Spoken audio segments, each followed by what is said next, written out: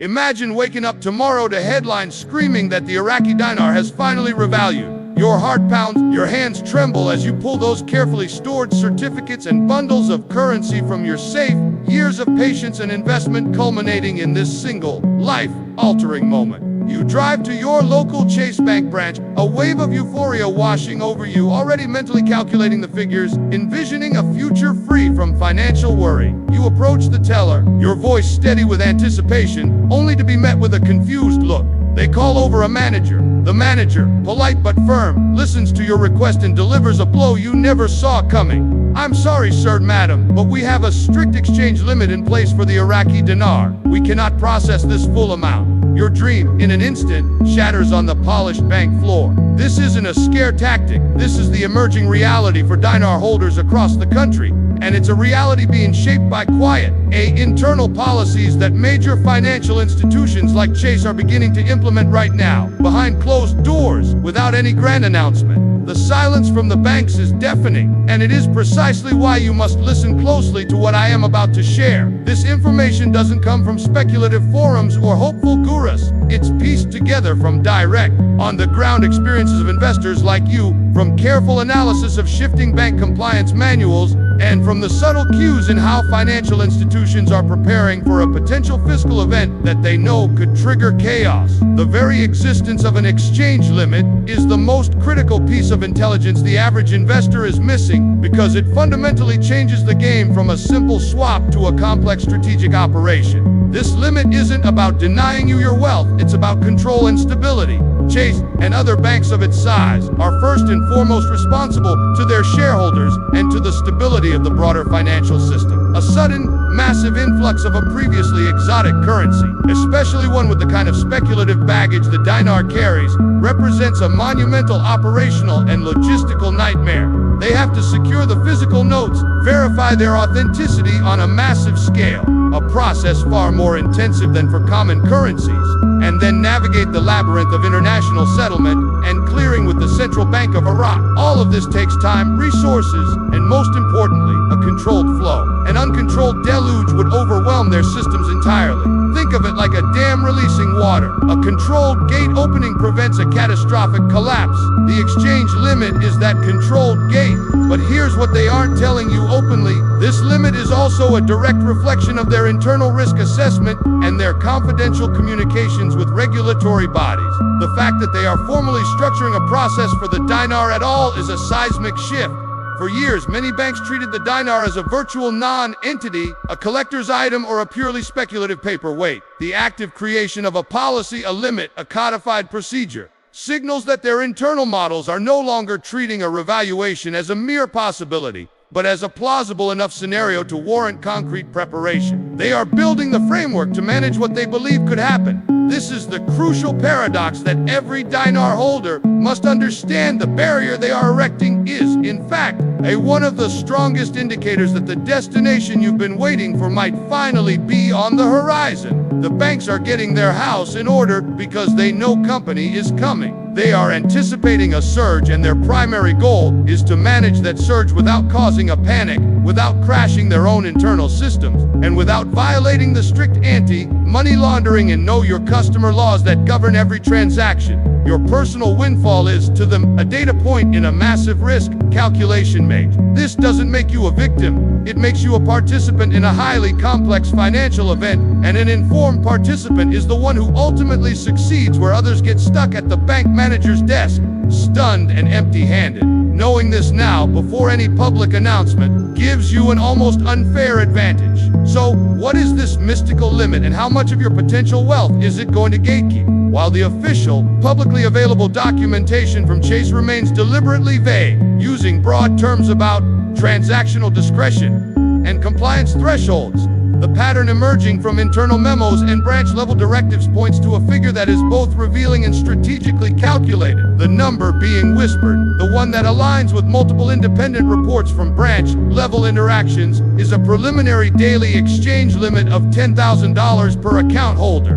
Let that number sink in for a moment. $10,000 in the context of a significant dinar revaluation, where the value could potentially skyrocket. This limit is not a doorway, it's a pinhole. It's a controlled, measured drip where investors were anticipating a tidal wave.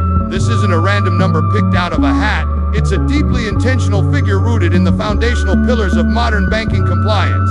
It sits just below the threshold that would trigger a currency transaction report, or CTR, which is mandatory for any cash transaction over $10,000 in the United States. By setting the limit at this specific point, Chase is attempting to streamline the process, avoiding the immediate, heavy regulatory scrutiny of every single exchange while still accumulating the data they need.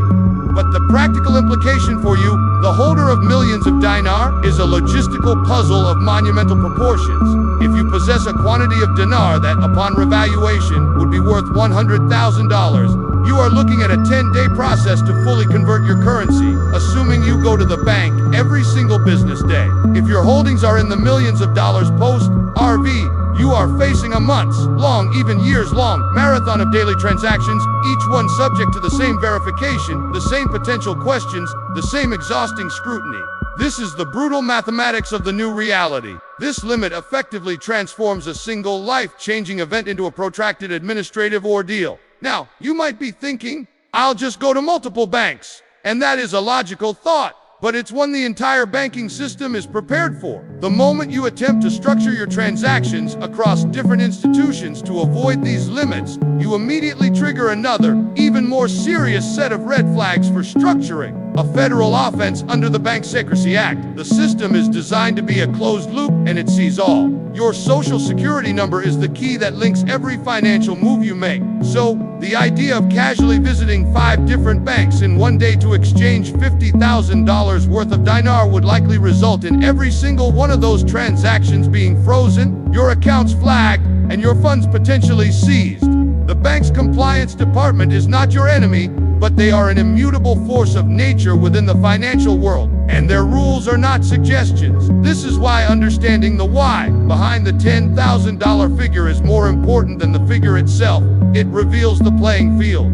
It tells you that the banks are operating in a state of high alert, where their primary mandate is not to facilitate your newfound wealth, but to protect the integrity of the monetary system from what they perceive as a potential shock. They are treating the dinar not as a currency ready for prime time, but as a volatile, high-risk asset that must be contained and managed with extreme caution. This conservative, risk-averse stance is a direct message to every investor. The post-revaluation world will not be the Wild West you might have imagined. It will be a tightly regulated, meticulously monitored, and heavily controlled environment where the rules of the game are written by the giants of high finance, not by the holders of the currency.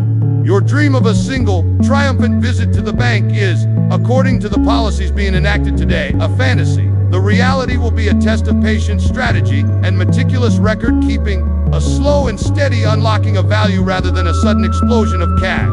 This is the inconvenient truth that the so-called gurus and pumpers are not telling you because it doesn't sell dream packages. But facing this truth now is what will separate the prepared from the panicked when the day finally arrives. Now, with this sobering knowledge of the limits in the logistical maze that awaits, the critical question shifts from what will happen to what must I do right now to navigate this. This is where passive hope ends and active, intelligent strategy begins. The window between this moment and the announcement of a revaluation is your most valuable asset. It is your strategic planning phase, and every second counts. The first and most non-negotiable step is to establish a deep, documented, and transparent relationship with your bank. Do not walk in on the day of the event as a stranger with a suitcase of foreign currency. Schedule a meeting with your branch manager or a private client advisor now, today. Frame the conversation not as a speculative fantasy, but as a matter of future financial planning. Inform them that you hold Iraqi Dinar as part of a diversified international asset portfolio and that you wish to understand their official policies and procedures for a potential future exchange. Document this meeting. Get everything in writing. Ask for their compliance department's guidelines on exotic currencies. This paper trail is not just for your information, it is your shield. It proves you are proactive, transparent, and operating in good faith, which will be invaluable when the pressure is on and the compliance officers are reviewing your file. This single action moves you from being a potential problem to being a prepared client. Second, you must immediately begin the process of financial triage. Conduct a full audit of your dinar holdings. Know the exact serial numbers, certificate details, and the physical condition of your notes. Organize them meticulously. More importantly, you must have a crystal clear plan for the post-exchange world. What will you do with that first $10,000? And the next, and the next. You must have a structured plan for debt elimination, tax mitigation, investment, and wealth preservation drafted and vetted by professionals before you have a single dollar in your hand. The worst mistake you can make is to receive these funds without a fortress of a plan, because the tidal wave of financial opportunities and predators will be immense. This involves assembling your financial team now, a trustworthy accountant who understands foreign currency transactions and the tax implications, a fee-based financial planner who operates as a fiduciary, and a reputable estate attorney. These professionals should be in place and fully briefed on your potential situation. They are the generals in your army, and you are giving them the battle plan in advance. Finally, you must become a master of patience and emotional control. The day the revaluation hits, the internet will explode with chaos, misinformation, and fear. There will be stories of banks refusing all transactions, of government confiscations, of people getting arrested. 99% of it will be noise designed to panic you into making a disastrous mistake. Your strategy, the one you built during this calm before the storm, will be your anchor. You will know your bank's policy because you already asked. You will have your documents in order because you already prepared them. You will have your financial team on speed dial because you already hired them. While others are frantically driving from bank to bank, getting rejected and spreading terror, you will execute your plan with calm, methodical precision. You will be the one who exchanges their first $10,000 smoothly while the unprepared are still arguing with a teller. This is the ultimate edge. The revaluation is not the finish line, it is the starting gate of a completely new race. The currency you hold is your key, but the strategy I have just laid out for you is the hand that will turn that key successfully. Do not underestimate this. Your financial future is too important to leave to chance or to be derailed by a simple bank policy you could have learned about today. If this information has fundamentally shifted your perspective, if you understand now that the real work begins not after the announcement, but this very second, then you need to take the next crucial step. This channel is your front line for intelligent, sober, and strategic information. I am not here to sell you dreams. I am here to give you the operational blueprint. So, hit that subscribe button and ring the notification bell right now, because in the coming days, I will be breaking down exactly how to structure your phased withdrawal strategy, the specific documents you need to get from your bank, and the red flags to avoid when choosing your financial advisors. This is not just another Dinar video, this is your survival guide for the most important financial event of your life. The information is here for free to empower you, but the action, the decision to prepare, is yours and yours alone. Subscribe now, get prepared, and let's navigate this future together.